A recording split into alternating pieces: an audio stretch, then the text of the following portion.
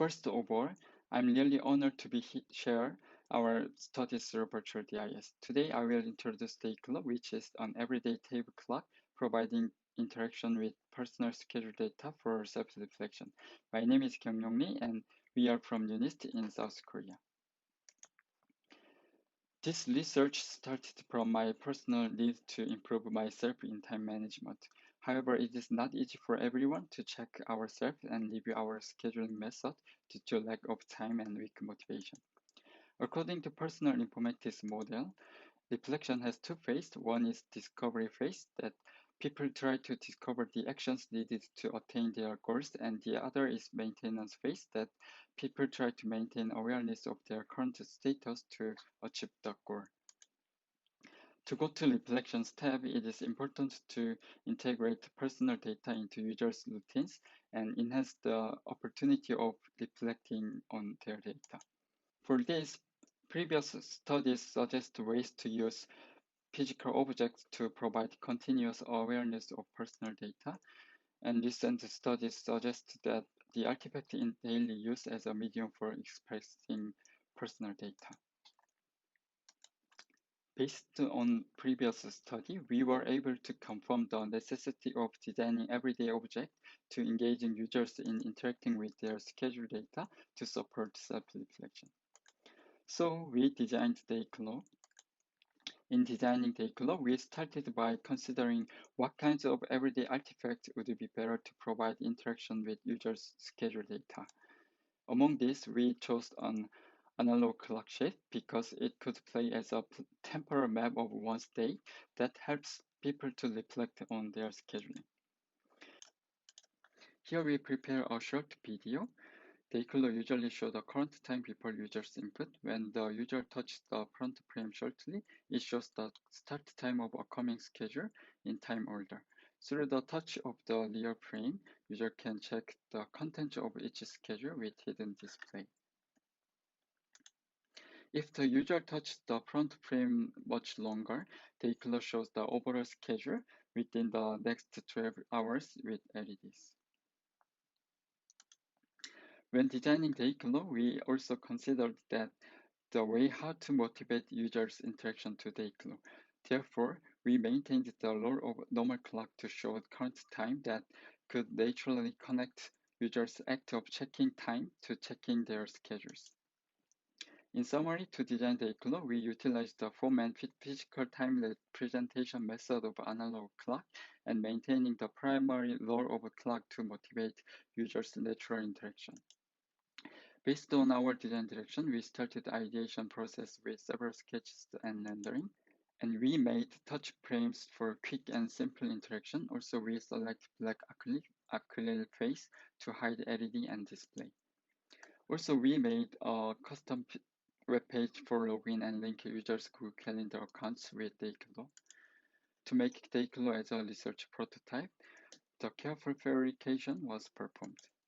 We conducted an in-field user study to look deeply into how DayClo affected the overall interaction with the user's schedule data in their working place.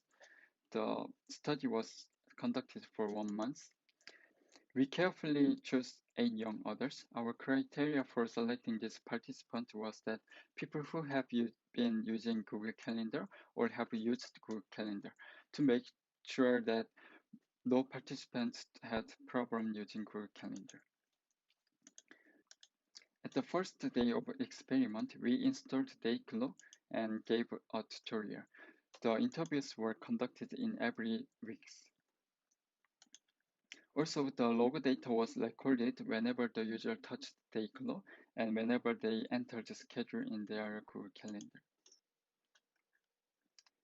Based on the collected data, they were analyzed through the affinity diagram. Through the several interactive grouping, main 3 topics were finally classified. And we got these 4 findings. However, due to the time limit, I will talk about the highlighted part today. First of all, based on quick and simple touch interaction of DayClo, 7 participants agreed that they casually touched DayClo during their occasional break when they difficult to concentrate on their work or after leaving or returning their seat. It affected participants increased the focus on their daily schedule. Also, DayClo's moving clock hands affect users' reflection. More specifically, when the moving distance is short, it affects users' immediate reflection to carry out the plan. As P5 states, according to time remaining described by moving clock hands, he decided whether to keep doing his current work or preparing the next thing. When the clock ends rotating for a long time or being static, it means next schedule is far ahead, no schedule. Participants motivated to fill the empty time. And as a P1 stated, it leads participants to check their previous scheduling patterns and take time to think for oneself to fill the empty time carefully. And then they try the new plans that not yet scheduled before. More specifically, P7 filled her empty time with the plan reading book, and she felt excited because she realized that not only her research experiment is important, but also reading was crucial to achieve her implicit goal, balancing work and life. After that moment, she added eating lunch on her schedule. Also, P5, who only planned for his startup work, he started to fill the empty time with the schedule in order to play multiple social roles. This can be seen that DayClo supported participants' discovery phase of the reflection to figure out specific plans that would have helped them to achieve their goal. As time goes by, participants felt comfortable and less pressure when they checked their listed schedules. Based on that, participants used DayClo as a self-tracking tool to improve their schedule management.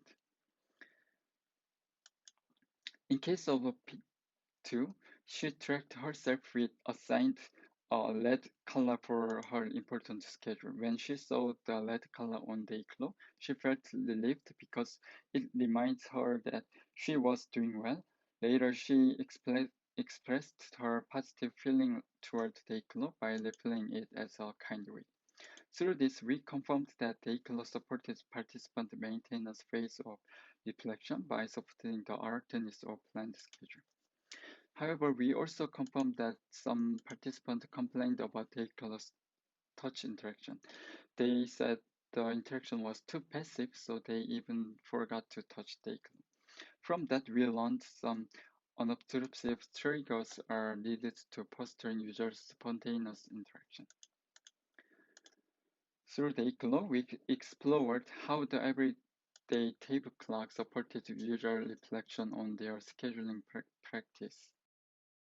Then I will quickly discuss the research and design consideration for delivering personal data in the form of everyday objects to support one's reflection. There is a growing body of studies that have attempted to design interactive artifacts by applying form of everyday analog things to represent user data. To bring personal data to users' everyday moments, it is important to naturally connect habitual behaviors in daily lives to the act of checking data, like as DayClo connecting act of viewing clock to the act of checking the schedule data. That could support users' reflection by minimizing the additional time and attention needed for reflection. When designing personal informatics system, it is crucial to motivate users to engage with their data in reflection. However, when there is prolonged absence of users' input, the system helps users by giving forced alarm, but we need to consider that it could be annoying users. So the level of automation should be balanced with the ways to keep users engaged with their data. So we proposed a way when there is a prolonged absence of user input, the system could provide soft nudging in case of DayClo, such as slight movement of clock hands, rather than automatically showing their data. This implication could be a way to encourage users' spontaneous interaction while the system remains user-driven. So this is the end of presentation. Thank you for listening.